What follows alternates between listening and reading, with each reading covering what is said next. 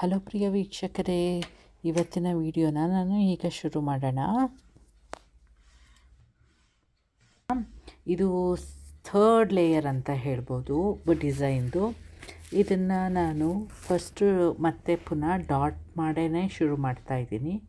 ಈ ಡಾಟಿಂಗ್ ರಾಡು ಇದ್ರ ಹಿಂದೆ 10 ಯೂಸ್ ಮಾಡಿದೆ, ಈಗ 11.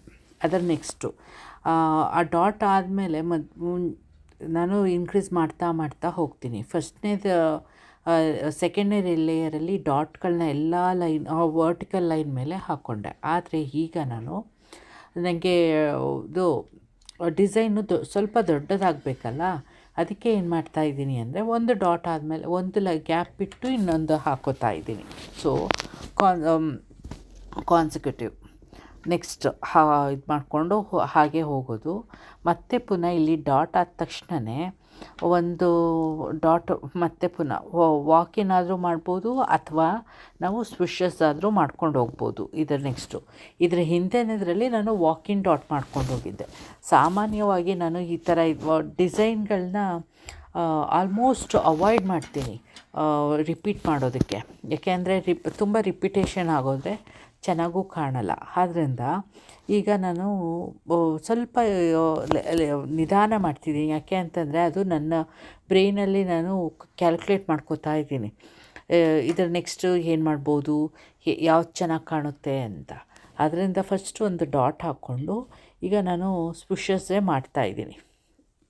ಆ ಸ್ವಿಷಸ್ಗೆ ಏನು ಅಂತಂದರೆ ಒಂದೇ ಸಲ ಡಾಟ್ ಹಾಕಿದ ತಕ್ಷಣ ಮಾಡೋದಕ್ಕಾಗಲ್ಲ. ಅದರಿಂದ ಅದನ್ನು ನಾನು ಪೇಂಟ್ನ ಸ್ವಲ್ಪ ಜಾಸ್ತಿನೇ ತೊಗೊಂಡು ನಾನು I am sorry first walk-in ಮಾಡಿಕೊಂಡೆ. ಈಗ ಈ ವಾಕಿನ್ ಆದಮೇಲೆ ನಾನು ಸ್ವಿಷಸ್ ಮಾಡೋದು. ನೋಡಿ, ವಾಕಿನ್ ಮಾಡ್ಕೊಂಡಿದ್ದೀನಿ ಫಸ್ಟು. ಆಮೇಲೆ ಯಾಕೆ ಅಂತಂದರೆ ಫಸ್ಟು ಡಾಟ್ ಸರ್ಕಲ್ ಆದಮೇಲೆ ವಾಕಿನ್ ಮಾಡಿಕೊಂಡ್ರೆ ಚೆನ್ನಾಗಿ ಕಾಣುತ್ತೆ. ಆಮೇಲೆ ನಾವು ಡಿಸೈನ್ನ ಚೇಂಜ್ ಮಾಡ್ಕೋಬೋದು. ಅದರಿಂದ ಹಾಗೆಯೇ ಕಂಪ್ಯಾರಿಸನ್ನು ನಾನು ಇನ್ನೊಂದು ಯಾವುದಾದ್ರೂ ವಿಡಿಯೋದಲ್ಲಿ ತೋರಿಸ್ತೀನಿ, ಹೇಗೆ ಕಾಣುತ್ತೆ ಏನು ವಾಕಿನ್ ಮಾಡ್ದೇ ಮಾಡಿದ್ರೆ ಅಂತ. ಸ್ವಲ್ಪ ತಪ್ಪು ಮಾಹಿತಿ ಕೊಟ್ಟೆ, ಯಾಕೆ ಅಂತಂದರೆ ವಿಡಿಯೋ ಎಡಿಟಿಂಗಲ್ಲಿ ನನಗೆ ಅಷ್ಟೊಂದು ಕಾಣಿಸ್ಲಿಲ್ಲ ಹೇಳೋದಕ್ಕೆ ವಾಕಿನ್ ಮಾಡಿದ್ದು. ಅದರಿಂದ ಇದು ತಪ್ಪಾಗಿ ಹೇಳಿದ್ದೀನಿ, ದಯವಿಟ್ಟು ಕ್ಷಮೆ ಇರಲಿ.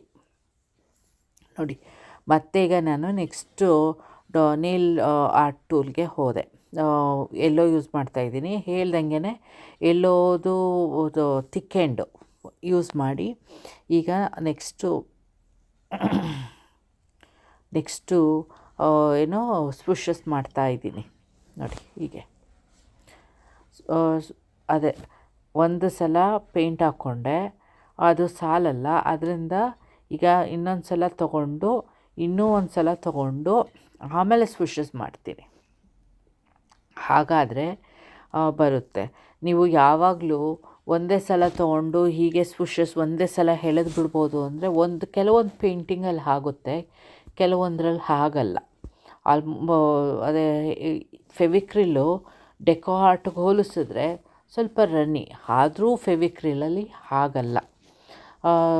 ನಾನು ಫೆವಿಕ್ರಿಲು ಕೆಲವು ಸಲ ನನಗೆ ಇಷ್ಟ ಆಗುತ್ತೆ, ಅದು ಸ್ವಲ್ಪ ಗ್ಲಾಸಿನೂ ಬರುತ್ತೆ. ಈ ಡೆಕೋ ಆರ್ಟಲ್ಲಿ ಈಗ ಬರ್ತಾ ಇರೋದು ಎಲ್ಲ ಮ್ಯಾಟ್ ಫಿನಿಷಲ್ಲೇ ಬರ್ತಾ ಇದೆ. ಈ ಫೆವಿಕ್ರಿಲು ಸ್ವಲ್ಪ ಸ್ಮೂತು ಗ್ಲಾಸಿಯಾಗೂ ಕಾಣುತ್ತೆ. ಆಮೇಲೆ ಕೆಲವು ವಾಕಿನ್ ಮಾಡೋದಕ್ಕಂತೂ ತುಂಬಾ ಚೆನ್ನಾಗಿ ಕಾಣುತ್ತೆ. ಆದರೆ ಒಂದೇ ಒಂದು ಕೇರ್ಫುಲ್ಲಲ್ಲಿರಬೇಕು ಅಂದರೆ ತುಂಬ ವಾಕಿನ್ ಮಾಡುವಾಗ ಡಾಟ್ಗಳನ್ನ ತುಂಬ ಕ್ಲೋಸಾಗಿ ಹಾಕ್ಬಿಟ್ರೆ ಅದು ಒಂದಕ್ಕೊಂದು ಜಾಯ್ನ್ ಆಗೋಗುತ್ತೆ. ನೋಡಿ, ವಾಕಿನ್ ಮಾಡಿ ಈ ಸ್ವಿಷಸ್ ಹಾಕೋದ್ರಿಂದ ಸ್ವಲ್ಪ ಬ್ರಾಡಾಗೂ ಆಯಿತು ಇದು ಡಿಸೈನು ಫಸ್ಟೇ. ಅದರಿಂದ ಅದು ವಾಕಿನ್ ಮಾಡೋದೇ ಬೆಟರು, ನನಗೆ ನನ್ನ ಅನಿಸಿಕೆ, ಅದು ವ್ಯೂ. ನೋಡಿ, ಹೀಗೆ ಇದು ಇನ್ನೊಂದು ಡಿಸೈನ್ ಆಯಿತು. ಈಗ ಏನು ಮಾಡ್ತಿದ್ದೀನಿ ಅಂದರೆ ಬ್ರಷ್ ಯೂಸ್ ಮಾಡಿ ಬ್ರಷ್ ಸ್ಟ್ರೋಕ್ ಯೂಸ್ ಮಾಡ್ತೀನಿ. ಇದನ್ನು ನಾವು ಹೇಗೆ ಬೇಕಾದರೂ ಮಾಡ್ಬೋದು. ಬ್ರಷ್ ಸ್ಟ್ರೋಕು ಅದೇನೇ ನಾನು ಹೇಳ್ದಂಗೆ ಮುಂಚಿನ ವೀಡಿಯೋಗಳಲ್ಲೆಲ್ಲ 2O ಬ್ರಷೇ ಯೂಸ್ ಮಾಡಿರೋದು. ನೋಡಿ, 2O ಆಮೇಲೆ ನಾನು ಕೆಲವು ಕೆಲವು ಬೇರೆಯವರೆಲ್ಲ ಬ್ರಷ್ ಒಂದು ಲೇಯರ್ ಆದಮೇಲೆ ಇನ್ನೊಂದನ್ನು ಚೇಂಜ್ ಮಾಡ್ಬೋದು. ಆದರೆ ನಾನು ಆ ಥರ ಮಾಡಲ್ಲ. ಒಂದೇ ಬ್ರಷನ್ನು ಫುಲ್ ಯೂಸ್ ಮಾಡ್ತೀನಿ. 2 ಈಗ ನಾನು ಈ ಪ್ಯಾಟರ್ನ್ ಫುಲ್ ಮುಗಿಯೋ ತನಕ ಅದನ್ನೇ ಯೂಸ್ ಮಾಡ್ತೇನೆ. ಕಲರ್ ಮಾತ್ರ ಗ್ರೇಡಿಯಂಟ್ ಇರೋದ್ರಿಂದ ಚೇಂಜ್ ಮಾಡ್ಕೊಂಡು ಹೋಗೋದು. ಮುಂಚೆ ನಾನು ಇಷ್ಟು ಕಲಿಬೇಕಾದ್ರೆ ಸುಮಾರು ಕಲರ್ಗಳು ವೇಸ್ಟ್ ಮಾಡಿದ್ದೀನಿ. ಸುಮಾರು ಕಾರ್ಡ್ಬೋರ್ಡ್ ಇದನ್ನು ವೇಸ್ಟ್ ಮಾಡಿದ್ದೀನಿ. ಅದೆಲ್ಲ ಏನಿಲ್ಲ, ಏನೇ ಒಂದು ಯಾವುದೂ ಪಟ್ ಅಂತ ಕಲಿಯೋದಕ್ಕೆ ಆಗಲ್ಲ ಅಲ್ವಾ, ಅದೇ ಥರ ಇದು ಅಷ್ಟೇ. ಒಂದು ಏನು ಅಂತಂದರೆ ಕನ್ಸಿಸ್ಟೆನ್ಸಿ ಮತ್ತು ಪೇಷನ್ಸ್ ಇರಬೇಕು. ನಿಮಗೆ ಯಾವಾಗ ಪೇಷನ್ಸ್ ಇದ್ದು ದಿನ ಕಲಿತೀರೋ, ಪ್ರಾಕ್ಟೀಸ್ ಮಾಡ್ತೀರೋ ಆಗ ಬಂದೇ ಬರುತ್ತೆ. ಕೆಲವೊಂದು ಸಲ ಚೇಂಜ್ ಆಗೋದಂಗೆ ಕಾಣಿಸುತ್ತೆ, ಆದರೆ ನಿಮ್ಮದು ಓವರಾಲ್ ನೋಡಿದಾಗ ಅಷ್ಟು ಕಾಣಲ್ಲ ಆ ಚೇಂಜಸ್ಸು ಅದು ಎಲ್ಲ. ಆಮೇಲೆ ತೀರಾ ಚೇಂಜ್ ಕಾಣಿಸಿದ್ರೆ ಒಂದು ಸ್ವಲ್ಪ ಇನ್ನೊಂದು ಸಲ ಬಂದು ಅದನ್ನು ಸ್ವಲ್ಪ ಥಿಕ್ನೆಸ್ಸು ಅದನ್ನೆಲ್ಲ ಕರೆಕ್ಟ್ ಮಾಡ್ಕೋಬೋದು. ಅದಕ್ಕೆಲ್ಲ ಏನು ತೊಂದರೆ ಆಗಲ್ಲ. ನೋಡಿ, ಈಗ ಡಾರ್ಕ್ ಪಿಂಕಿಗೆ ಬರ್ತಾಯಿದ್ದೀನಿ ಕಲರು. ಇದೇ ಪ್ಯಾಟರ್ನು ಕಂಟಿನ್ಯೂ ಮಾಡ್ತಾಯಿದ್ದೀನಿ. ನೋಡಿ, ನಿಮಗೆ ಕೆಲವೊಂದು ಸಲ ಏನು ಮಾಡ್ಬೋದು, ಇದು ಬ್ರಾಡಾಗಿ ಬರ್ತಾಯಿದೆ ಅಲ್ವಾ, ಇದನ್ನು ಲೋಟಸ್ ಅಂತ ಕರಿಬೋದು. ನಮಗೆ ಇಷ್ಟೊಂದು ಬ್ರಾಡ್ ಬೇಡ, ಬೇರೆ ಶೇಪ್ ಬೇಕು ಅಂತಂದರೆ ಏನು ಮಾಡ್ಕೋಬೋದು, ಇದನ್ನು ಇನ್ನೊಂದು ಸ್ವಲ್ಪ ಉದ್ದಕ್ಕೆ ತೊಗೊಂಡೋಗ್ಬೋದು. ಬ್ರಾಡನ್ನು ಮಾಡಿಬಿಟ್ಟು ಉದ್ದ ಮಾಡ್ಕೋಬೋದು, ಅಗಲ ಬಿಟ್ಟು ಉದ್ದ ಮಾಡ್ಕೋಬೋದು. ಅದೇ ಅದಕ್ಕೆ ನಂದು ಇಲ್ಲಿರೋದು ಸಣ್ಣ ಇದಲ್ಲ, ಎಷ್ಟು 6 ಇಂಚೇನೋ ಇದು, 6 ಇಂಚು ಇರೋದು. ಅದರಿಂದ ಅದನ್ನು ನಾನು ಇಷ್ಟರಲ್ಲೇ ಮುಗಿಸ್ಬೇಕು ಅಂತ ಈ ಥರ ಇದನ್ನು ಅಗಲ ಮಾಡಿಕೊಂಡೆ ಅಷ್ಟೇ. ಇನ್ನೊಂದು ಯಾವುದಾದ್ರೂ ಪ್ರಾಜೆಕ್ಟಲ್ಲಿ ಅದು ಉದ್ದ ಬಂದಾಗ ಹೇಗೆ ಕಾಣುತ್ತೆ ಅಂತ ತೋರಿಸ್ತೀನಿ. ನೋಡಿ, ಈಗ 2 ಲೇಯರ್ಸ್ ಬಂದಿದ್ದೀನಿ. ಇನ್ನೂ ಒಂದು ಲೇಯರ್ ಬರಬಹುದು. ನೋಡಿ, ಇನ್ನೂ ಒಂದು ಲೇಯರ್ ಬರೋದಕ್ಕೆ ನಾನು ಬಿಟ್ಟಿದ್ದೀನಿ ಜಾಗ. ಈ ಲೇಯರ್ ಕಂಪ್ಲೀಟ್ ಮಾಡಿಕೊಂಡ್ರೆ ಅಲ್ಲಿಗೆ ಇದಾಯಿತು. ಈಗ ಏನಾಗಿದೆ, ಫಸ್ಟ್ನೇದರಲ್ಲಿ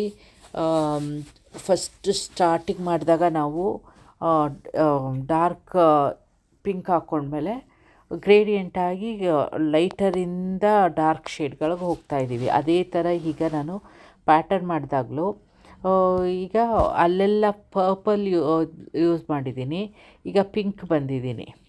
ಅದರಿಂದ ಅಲ್ಲಿ ಒಂದು ಸ್ವಲ್ಪ ಕಾಂಟ್ರಾಸ್ಟಾಗಿ ಚೆನ್ನಾಗಿ ಕಾಣಿಸ್ತಾ ಇದೆ.